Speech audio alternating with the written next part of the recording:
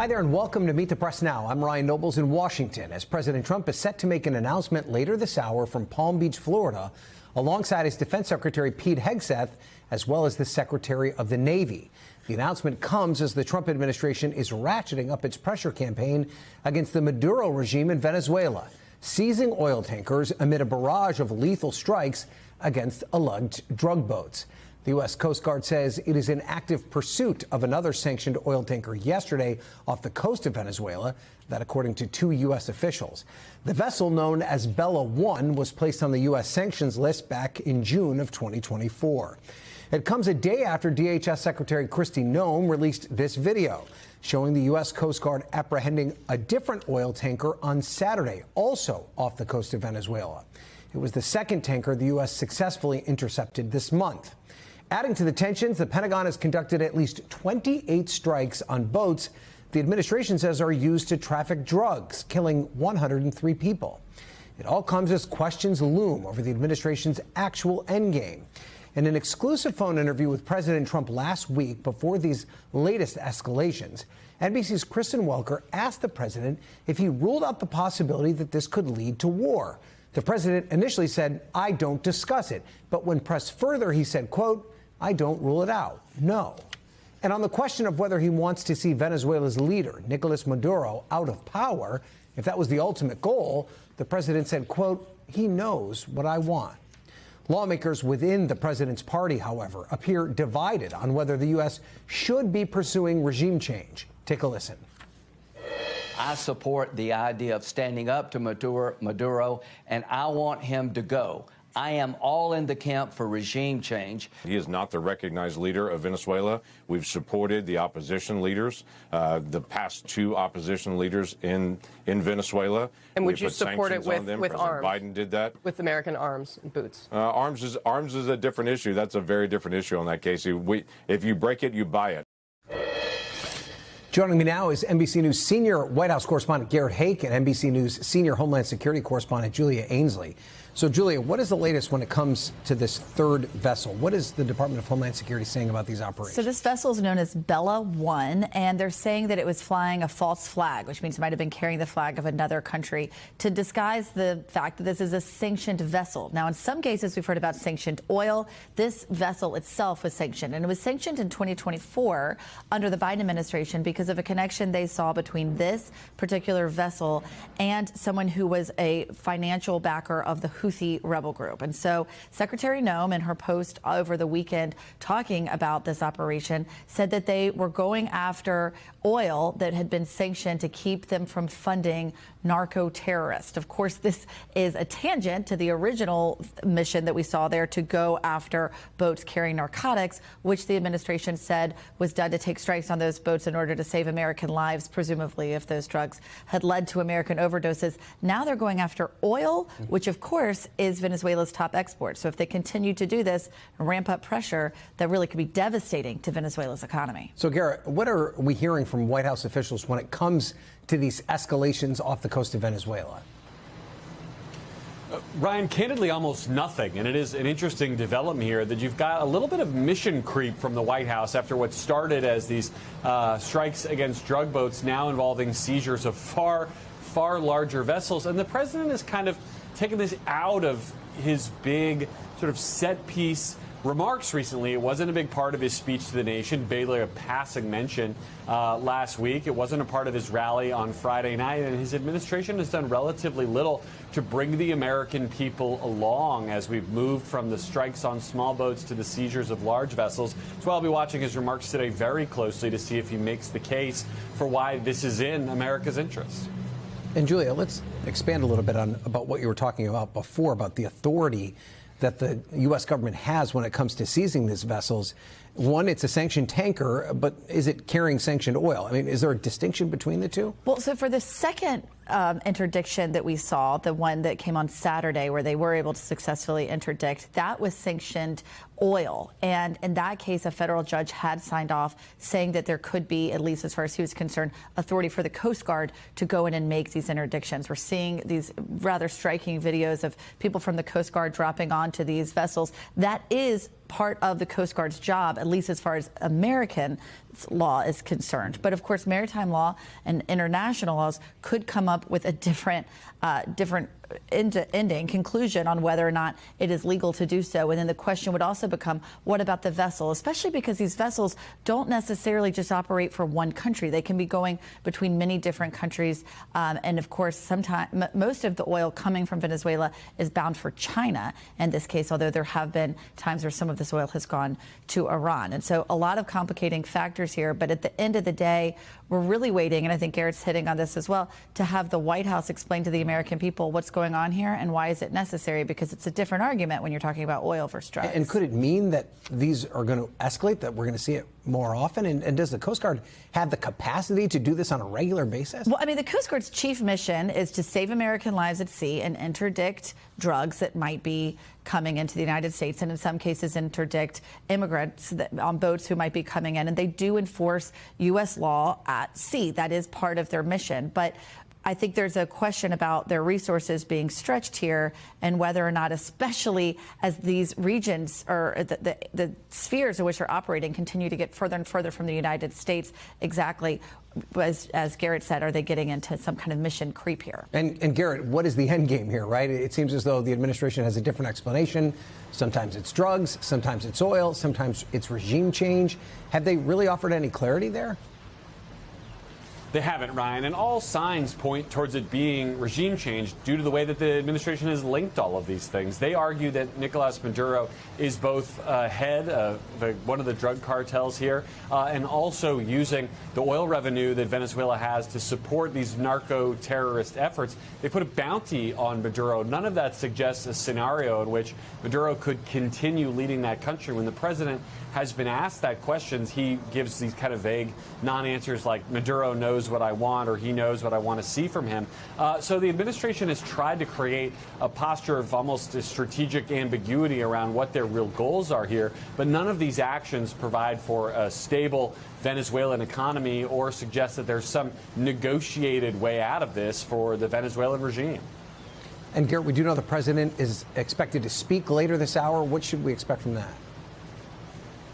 Well, look, most of the public reporting on this, not confirmed by NBC News, is this is about new vessels joining the U.S. Navy. The president has spoken at some length at different times about his desire to grow the U.S. Navy, to grow the icebreaker fleet that the Coast Guard uses, for example. He sees shipbuilding as a sign of renewed American strength. He talks about the idea that he rebuilt the military in his first term, now a little bit more of a focus on the Navy. Again, this dovetails with what we've been talking about today, and he'll certainly be asked questions about how the ships that we have in the fleet, many of which are deployed in the Caribbean right now, are being used while we're talking about building more. All right, Garrett Hake, Julia Ainsley, thank you guys both for being here. We're going to turn now to the Justice Department's ongoing release of the Epstein files, with Congressman Ro Khanna saying that he expects another batch of documents to be released today. It comes amid growing frustration over the department's handling of the documents. A group of Epstein survivors releasing a statement today demanding Congress take action after the DOJ failed to release all of the documents on Friday, as was required by law. Those demands being echoed by lawmakers on Capitol Hill, with Senate Minority Leader Chuck Schumer vowing to introduce a resolution directing the Senate to take legal action against the DOJ. In the House, Congressman Thomas Massie and Ro Khanna, who spearheaded the effort to compel the DOJ to release those files, are threatening to invoke a rarely used congressional power called inherent contempt to punish Attorney General Pam Bondi. They're flouting the spirit and the letter of the law. It's very troubling, the posture that they've taken. And I won't be satisfied until the survivors are satisfied. There are 1,200 victims. They're rich and powerful people who either engaged in this abuse, covered it up, or were on this island. And what the American people want to know is, who are these people? And instead of holding them accountable, Pam Bondi is breaking the law. Deputy Attorney General Todd Blanche acknowledged on Friday morning, hours before the initial batch of documents were made public under the Epstein Files Transparency Act, that the Trump administration needed more time and was planning to release the documents over the next couple of weeks. Blanche defending that decision on Meet the Press. The statute also requires us to protect victims. And so the reason why we are still reviewing documents and still continuing our process is simply that, to protect victims. We're going through a very methodical process with hundreds of lawyers looking at every single document and making sure that victims' names and any of the information from victims is protected and redacted, which is exactly what the Transparency Act expects.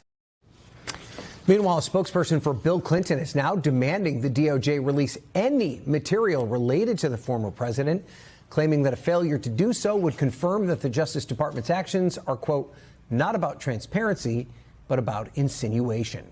Joining me now is Misty Maris, a defense attorney and NBC News legal analyst, and NBC News senior national politics reporter Sahil Kapoor. He's with me here on set.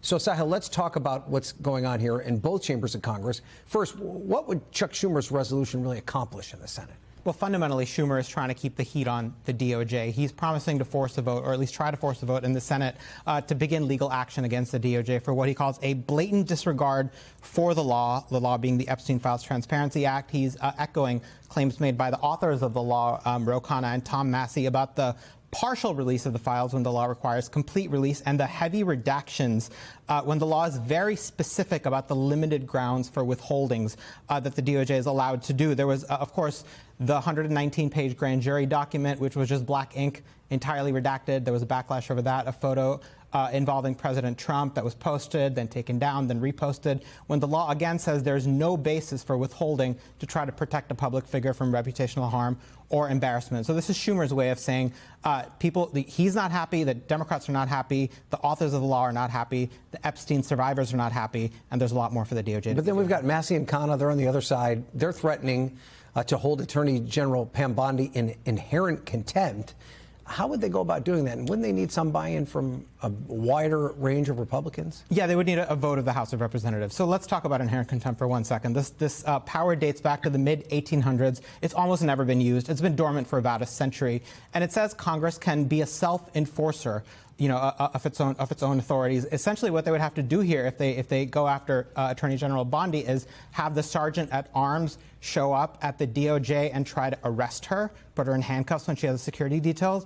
It's not difficult to see the problems with that. So this is why the House has not taken this path, but it is often considered, again, I think this is an attempt from all different angles, from the authors of the law, to pile on the pressure to the DOJ, saying you're not complying with the law, and something's going to happen because the DOJ has not helped its own case. The whole reason that we're here to begin with is that a huge number of people, not just Democrats, but many in the MAGA base, believe there was a cover-up here. That is why this law passed overwhelmingly, unanimously in the Senate, and all but one vote in the House in favor. But you can understand why inherent contempt would be necessary. It is for this exact reason, right? If one of the branches of government is not living up to the expectations of another branch of government, I understand kind of the logistical issues that would be involved with the sergeant of arms trying to arrest Pam Bondi. But if you were able to bring this to the floor, whether it be through discharge petition or some other means, if it had overwhelming support, just kind of the optics of being held in inherent contempt, that would have to at least compel Bondi to do something, wouldn't it? Yes, you would think the fact that this is even coming up is going to put some pressure on the DOJ to quell,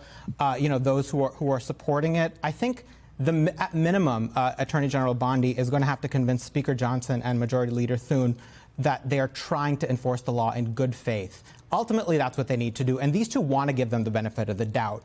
So as long as she's able to do that, as long as the DOJ is able to do that, they should be able to prevent a majority of the House and a majority of the Senate. Really, a majority of the House is what they would need here. So let's stick to that, from actually moving forward with this extraordinary power. Okay. All right, Sahil, thanks for that. Let's bring Misty in for her legal expertise here. So, Misty, even if Attorney General Bondi is held in inherent contempt, wouldn't it be her own Justice Department that would be tasked with enforcing it? I mean, talk to us a little bit more about the practical implication of this if it were to happen.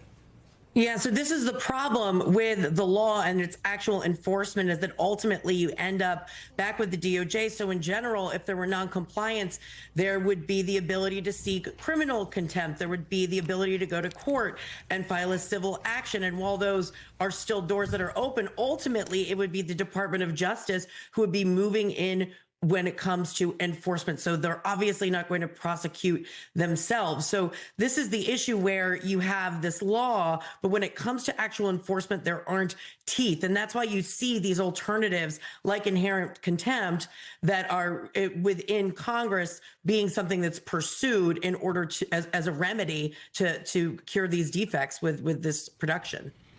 Talk to me a little bit, too, about them adhering to this deadline on Friday and how a judge might view this. Obviously, the letter of the law said everything had to be there by Friday. But if this was brought to a judge and they were making a good faith effort to get the material out, would a judge say, no, you didn't have it all done by Friday, so you're not adhering to the law? Or would they give them some leeway in this process if it appeared they were doing the right thing? In general, establishing that good faith exercise and saying that this is all being done above board and that it's simply a matter of needing more time. And the reasons that more time is needed is actually to protect victims. In general, you're likely to see a judge within reason give those extensions of time. But I think here, when we're looking at this from the public perspective, outside of the courtroom, there's reason to have skepticism. It's really the way that this is played out over time. But yes, if you were before a judge and it was, the first extension needed, you would generally get that additional time, so long as you could show you were doing what you needed to do to comply with the law. Right. The question would be whether or not it was in good faith, which I think is Correct. One of the open questions here. So as far as opening any new criminal investigations, which is a big part of one of the excuses the DOJ is using on why they're slow rolling some of this release, based on what you've already seen that's been released, what type of investigations could still fall outside the statute of limitations? So the types of things that I'm looking for as we see more and more documents come to light, more and more information come to light, is identifying potential co-conspirators and the types of cases that could be investigated and prosecuted that would not be barred by the statute of limitations is anyone who is a co-conspirator involved in the sex trafficking of minors. There is essentially no statute of limitations to bring those types of charges. Keep in mind, Ghislaine Maxwell, she was convicted of conduct that occurred between 1994 and 1997, prosecuted in 2020.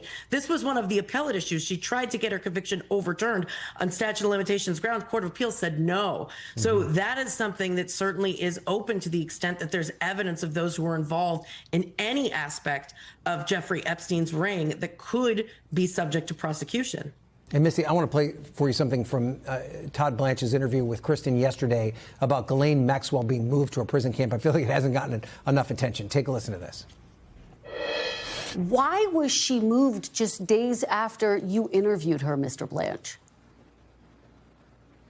So that's a Bureau of Prison Security issue that I will not talk about. Did you have anything to do with it? Did you have anything to do with it? Let me finish. First of all, I am responsible for the Bureau of Prisons. So every decision that they make lands on my desk to the extent it needs to. But just let me talk about the security issue. At the time that I met Ms. Maxwell, there was a tremendous amount of scrutiny and publicity towards her. And the institution she was in, she was suffering numerous threats against her life. So the BOP is not only responsible for putting people in jail and making sure they stay in jail, but also for their safety. So initially said he wasn't going to talk about it, but then essentially admitted that he at least played some role in her being moved. There's also questions about her moving from one type of a prison facility to something that seems a bit less in terms of difficulty. Is this normal protocol for the Justice Department? How serious would the threats have to be for her to move? So this is incredibly unusual, and here's why. And it's really about the type of establishment she was in, and that she's moved to FPC Bryant, which is a prison camp. It is in minimum security, and it's not unusual for prisoners to move necessarily. The Bureau of Prisons would do an analysis if there was a safety concern, sure. But someone like Ghislaine Maxwell, who is a designated sex offender, would not be eligible to go to a camp under any other circumstance. Maybe a lower degree, a low security prison, but not a camp like this one. So that is a highly, highly unusual move. And it's one of the reasons why people are thinking that there's more to that than meets the eye. Especially the timeline, right? It happened right after the interview, and now he admits that he at least played some role in the movement. Obviously, a lot more to talk about as relates to that. Misty Maris, thank you so much for being here. We appreciate it. Coming up, the U.S. strikes back, launching retaliatory strikes on dozens of ISIS targets in Syria following a deadly attack on American troops in the region. We're covering the fallout and where the conflict goes from here. Plus, a top Russian general is killed by a car bomb in Moscow in what appears to be the latest targeted assassination by Ukraine of a high-ranking Russian commander. We have the response from the Kremlin and Kyiv. You're watching Meet the Press Now.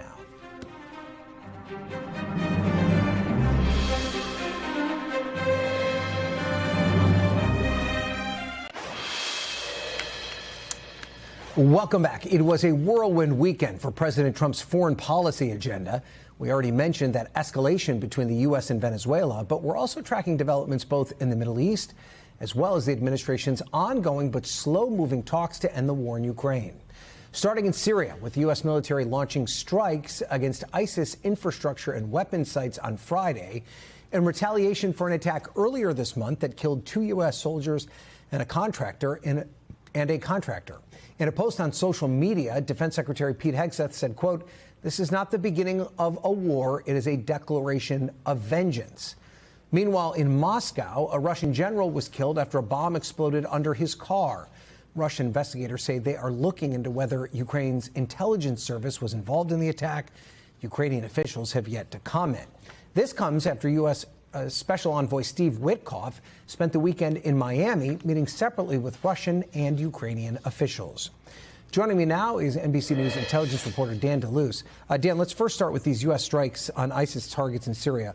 What more do we know about what the U.S. struck, and is this it for the U.S. retaliation, or could we see more? They're saying they hit more than 70 targets, so this was a substantial operation. They were using fighter jets, attack helicopters, even artillery. And they say that what they're trying to do is hit these weapon sites and hit these fighters to make it more difficult for them to stage attacks or even terrorist operations. And of course, ISIS is not what it was, but that attack on those troops the other day was a reminder that it's not gone, right? And that it still has this ability to inspire attacks abroad as well. And they're saying this is not over. They're saying this could go on for weeks. It could even go on for up to a month. And that's interesting because, of course, President Trump has very much come into office saying we're not going to get involved in much as we did in overseas. Mm-hmm. Well, you also have some reporting on the possibility of military strikes by either the U.S. or Israel on Iran. Speaking of foreign entanglements, what can you tell us about that? Yeah, so Israeli officials told myself and my colleagues that they're very concerned about Iran's ballistic missile program, that they're rebuilding that program really quickly after the Israelis bombed it over the past year, right? And the nuclear sites are heavily damaged, and they're making some initial steps to try to reconstitute the nuclear program as well. But Israel has a meeting coming up. Prime Minister Netanyahu is meeting President Trump later this month, and this is going to come up, we think, we were told. And it's not clear how President Trump will respond to this. He may not be so enthusiastic about Israel going into Iran again, so there could be some friction there. And Trump's focus, of course, is the ceasefire agreement in Gaza, which he sees as a great accomplishment, but it's very fragile right now.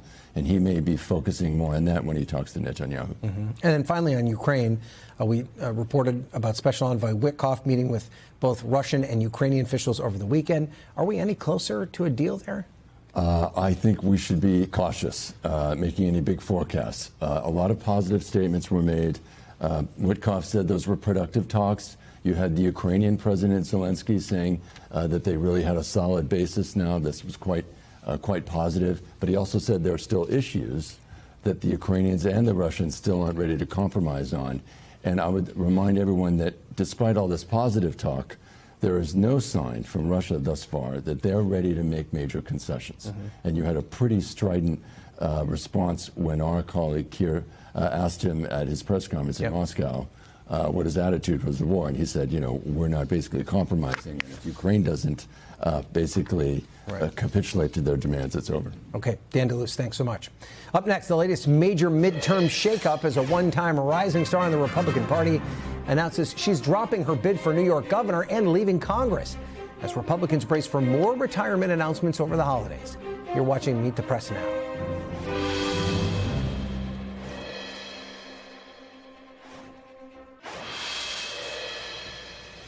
Welcome back. Just moments after the DOJ began releasing the Epstein files on Friday afternoon, there was a big political announcement of a different kind, and one that was largely eclipsed by the Epstein news.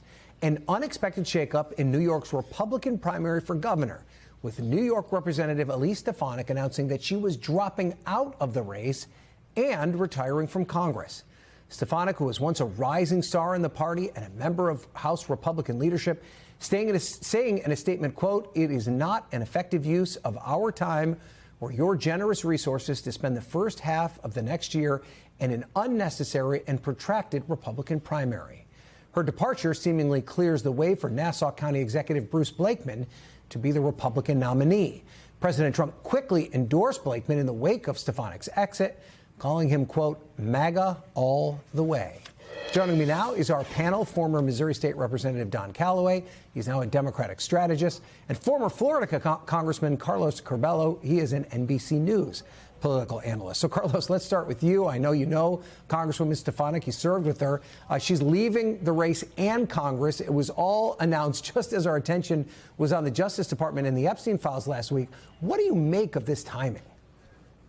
Well, Ryan, this is a big blow for New York Republicans, especially for members running for re-election to the House, for challengers, and then also for Republicans down ballot. Elise Stefanik is very popular. She was going to boost Republican turnout in New York, like Lee Zeldin did in 2022 when Republicans had those gains in the congressional delegation there. And now this is going to be a much harder race for governor, and I think it's going to have a negative trickle-down effect on New York Republicans. On the personal side, look, Elise Stefanik, aside from having served in Congress now for quite some time, is a relatively new mother, and the cost of public service has gone up. We know she hasn't been happy in the House. She hasn't been content with Speaker Johnson's leadership.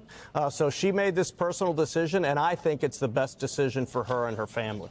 So, Don, to Carlos's point about how this impacts the Republican Party in New York, the president has already thrown his support behind Bruce Blakeman. Part of the reason that Stefanik got in was because there was a sense that the Democratic incumbent there, Kathy Hochul, was vulnerable. Lee Zeldin ran as strong a race as Republicans have in some time. Does this make the path for Hochul much easier?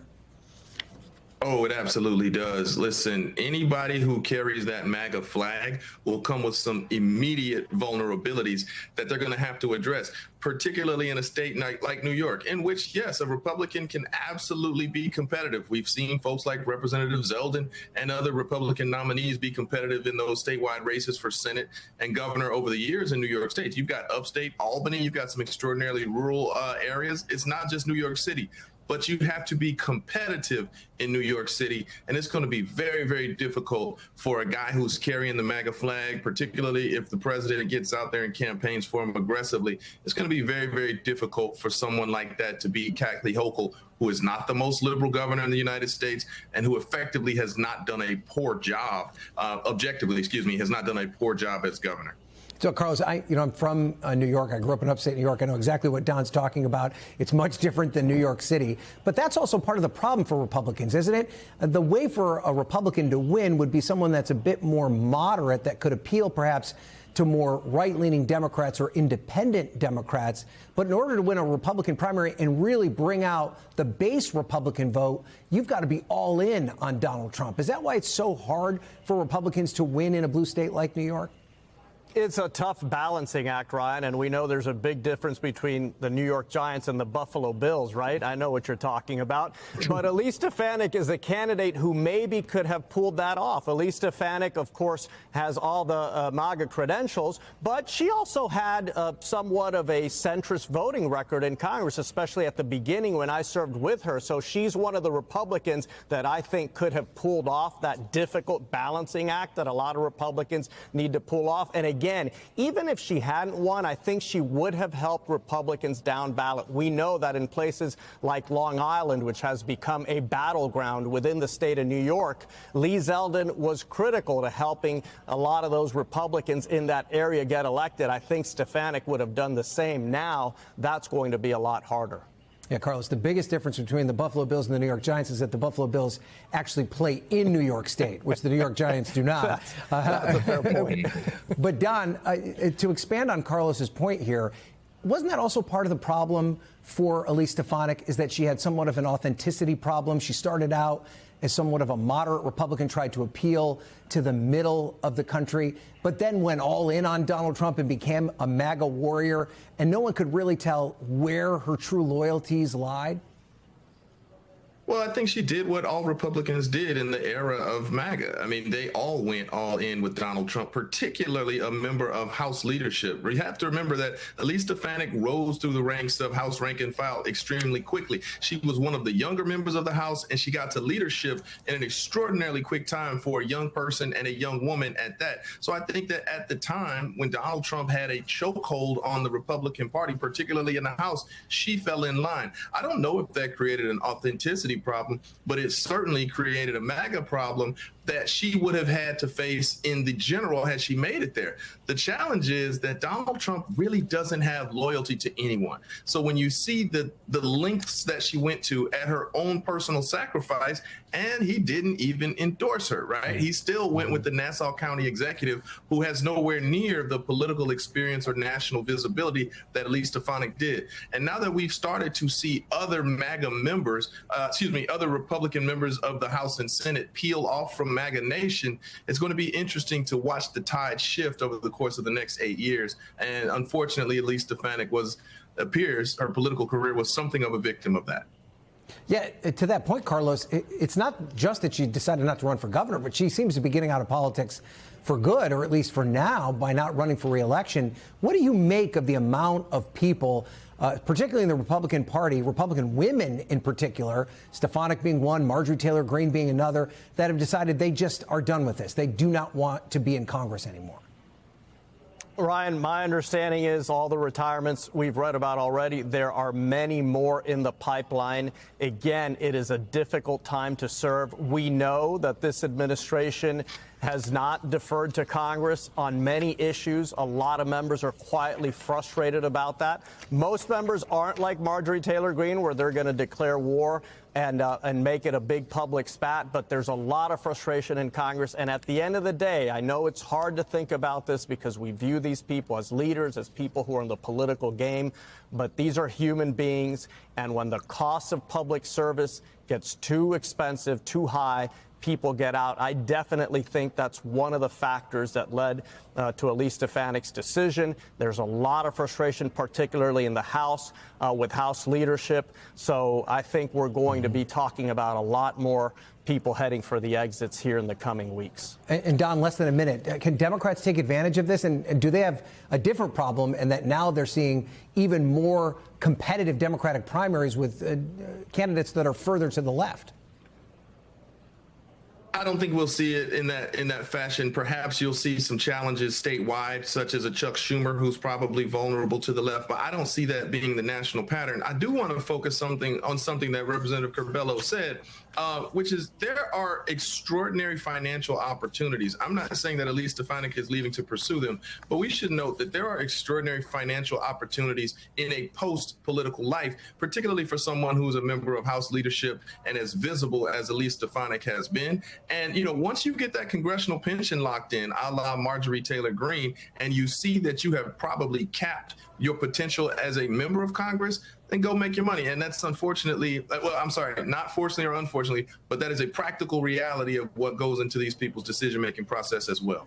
Okay, more to come, I'm sure, on that point. Don and Carlos, thank you guys both for being here. I appreciate it. After the break, the Trump administration moves to end temporary protected status for hundreds of thousands of migrants who initially came to the U.S. legally. That story's next on Meet the Press Now.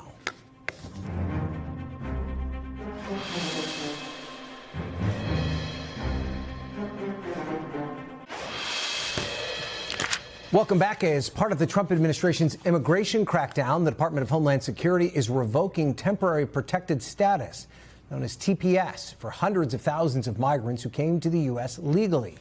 TPS is a program created by Congress in 1990 to allow immigrants fleeing their home country, often due to war, natural disasters, or other dangerous conditions, to temporarily live and work in the U.S. But with the Trump administration's latest move, many of those immigrants who were once protected may now be facing deportation. NBC News White House correspondent Yamiche Alcindor has more. Everyday Alex Lamong, who fled violence in South Sudan and immigrated to the U.S. in 2009, worries about his future. I just want to be given an opportunity to start my life fresh without always worrying about, hey, will I be safe next year? The 28-year-old is one of thousands of immigrants facing possible deportation as the Trump administration ends temporary protected status for a host of countries. Lamong, who was 11 when he came to the U.S., says his father, 2 brothers, and a number of family members were killed in the ongoing bloodshed engulfing South Sudan. So your whole extended family basically has been killed in South Sudan because of the violence there? Yes, ma'am. That must be terrifying to think about being deported back there. Being deported there is basically like a suicide mission. The whole community is devastated because this is the only thing we've been relying on to live in states. And now that's stripped away. As of March 31st, 2025, there are approximately 1.3 million people with temporary protected status living in the U.S., according to the American Immigration Council. The Trump administration has said it is ending TPS for at least 11 countries. Officials have also insisted that the situations in those places no longer meet the TPS requirements. And in some cases, they've said conditions on the ground have improved enough for people to safely return. TPS is a program that was always meant to be temporary. I know that the president wants to bring integrity to our programs and make sure that they're applied appropriately to the individuals and to the countries which they're supposed to benefit. But Ophelia L. Caldron, an immigration lawyer, says the Trump administration's efforts are part of a different goal than the one articulated by the administration. I think it's part of their push to punish all immigrants, legal or otherwise, for being in the United States. I think that their movement to one by one terminate designation is a movement to piece by piece terminate TPS.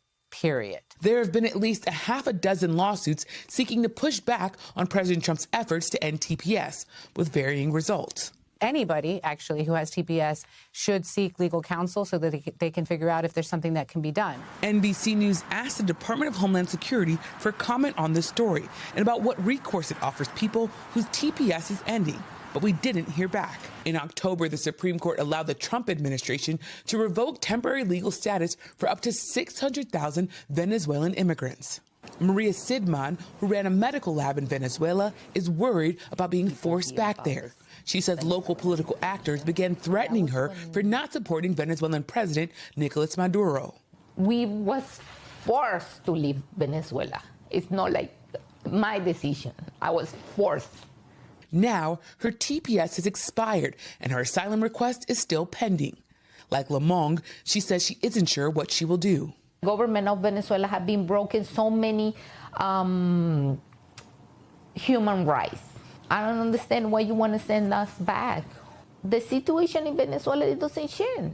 It's getting worse. It's getting worse and worse every day. Meanwhile, Lamong, a decorated track athlete and graduate of Ohio State, lives in fear as he tries to get asylum to stay in the U.S. I'm terrified. I don't know where I'll go. I don't know. I'll just feel like another foreigner in a place where I used to know that no longer exists. Yamiche Alcindor, NBC News. Our thanks to Yamiche for that reporting. And as you just heard, the Trump administration is ending temporary protection status for South Sudanese immigrants, despite that nation remaining deeply unstable. So much so that a leading humanitarian relief organization places South Sudan third on its list of countries most likely to face worsening human rights crises in the coming year. Only Sudan and the occupied Palestinian territory are deemed more urgent on the International Rescue Committee's emergency watch list for 2026. Joining me now is Kieran Donnelly. He's the Senior Vice President for Crisis Response, Recovery, and Development at the International Rescue Committee. First of all, how do you compile your emergency watch lists? What criteria goes into that decisions? So we look at a database of 74 qualitative and quantitative indicators that help us understand the situation in countries around the world.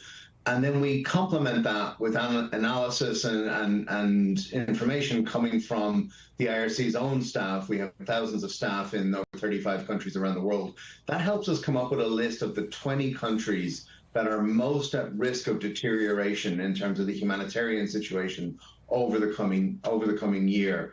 And those 20 countries represent 89% of the people estimated to be in need of humanitarian assistance today. That's 239 people, 9 million people worldwide. 89% in these 20 countries but they're only 12% of the global population. So it's really a concentration both of humanitarian need today and humanitarian risk for the year ahead. And the IRC warned a new world disorder with regards to next year's list. What makes this different than previous years? So we're seeing surging humanitarian needs around the world. As I said, 239 million people estimated by the UN to be in need of humanitarian assistance over the coming year. 117 million people have been displaced and forced to flee from their homes. The vast majority of them are hosted in neighboring countries and lower and middle income countries.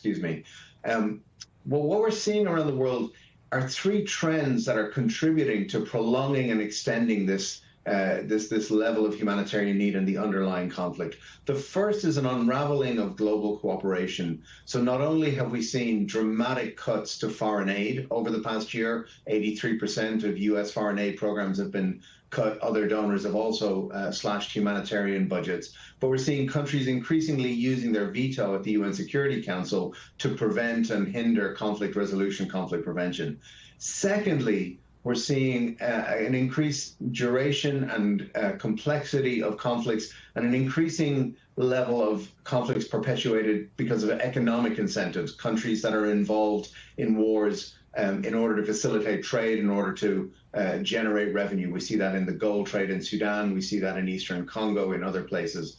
And then lastly, there's an increase in the impunity for attacks against civilians and aid workers, making it even harder for us to serve people and putting civilians increasingly in harm's way, with schools, health centers increasingly in the firing line as conflicts unfold. So these three things together are not just increasing the level of humanitarian need, they're extending conflict and making it increasingly an unstable dynamic, especially in these 20 countries where there's a concentration of humanitarian risk.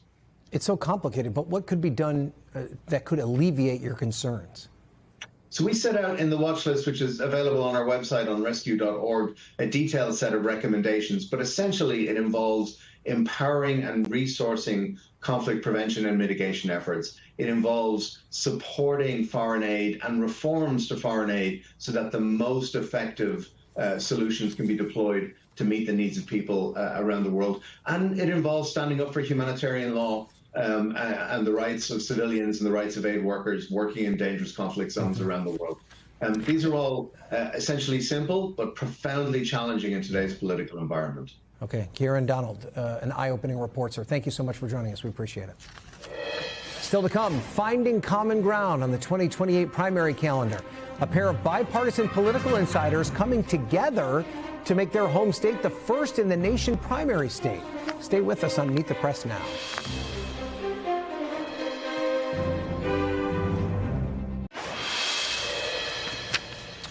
Welcome back. Turning now to our Finding Common Ground series, and a pair of political operatives on opposite sides of the aisle who are coming together to push both parties to make a big change to the 2028 presidential primary schedule. Former Biden White House Deputy Press Secretary Andrew Bates and former Republican National Committee Communications Director Doug Heye argue in an op-ed that North Carolina should hold the nation's first presidential primaries.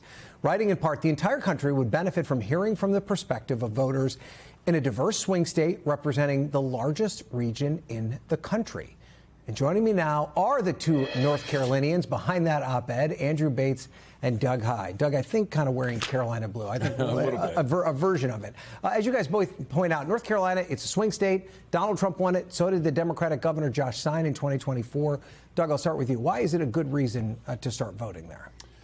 Because, as we put in the piece, this is a very diverse state. It is a growing state, and it's also a very close one. And not just on the presidential level where, Donald Trump, sure, he carried it 3 times, but his biggest margin was 3.7%. So that's not a blowout. If you look at Senate races through the years, we haven't had a double-digit Senate victory since the Watergate election of 1974.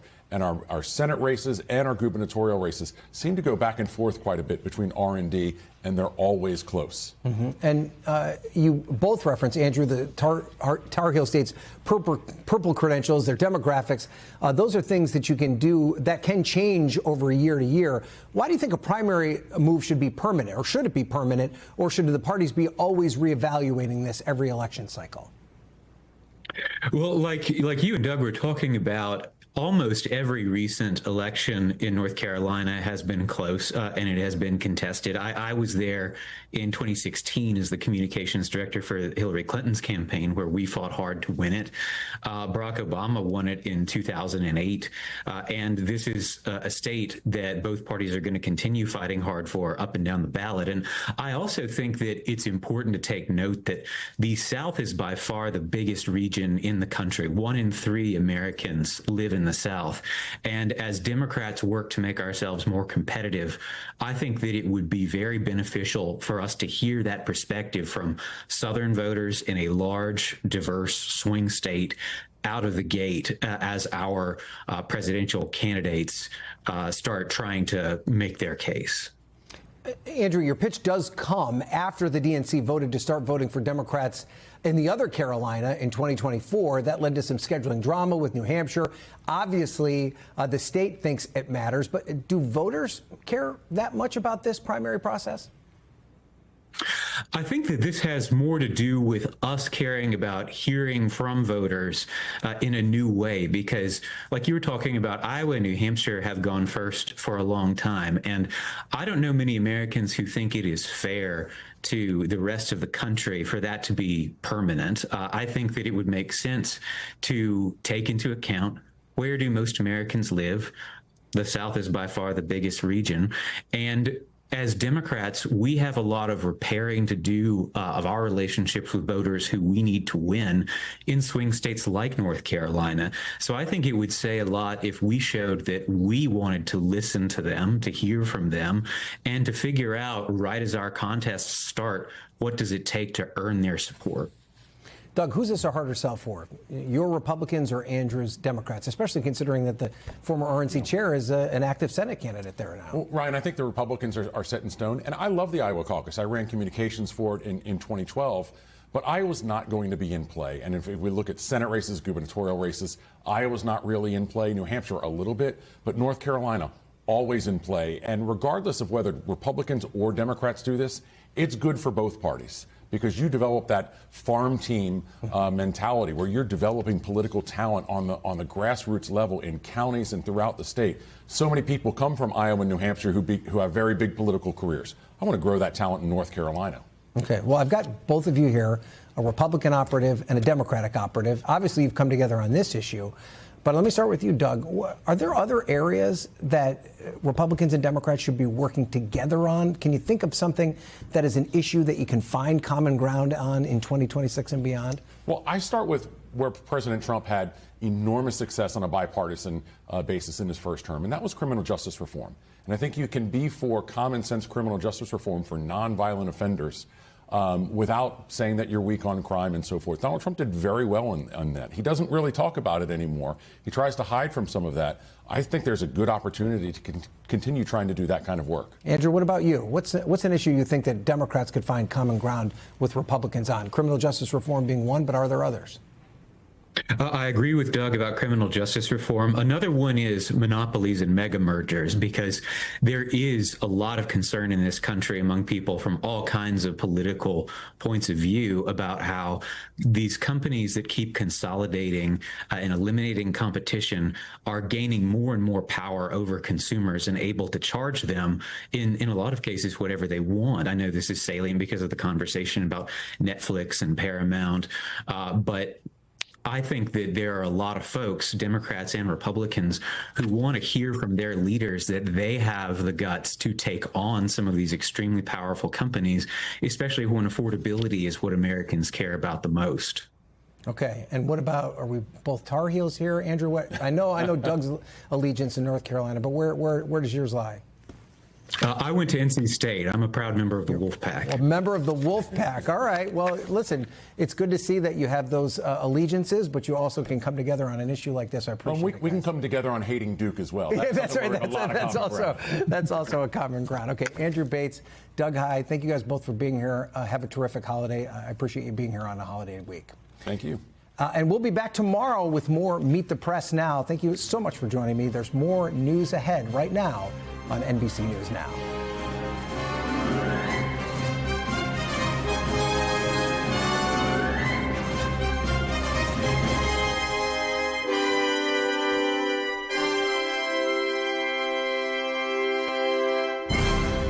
We thank you for watching, and remember, stay updated on breaking news and top stories on the NBC News app or watch live on our YouTube channel.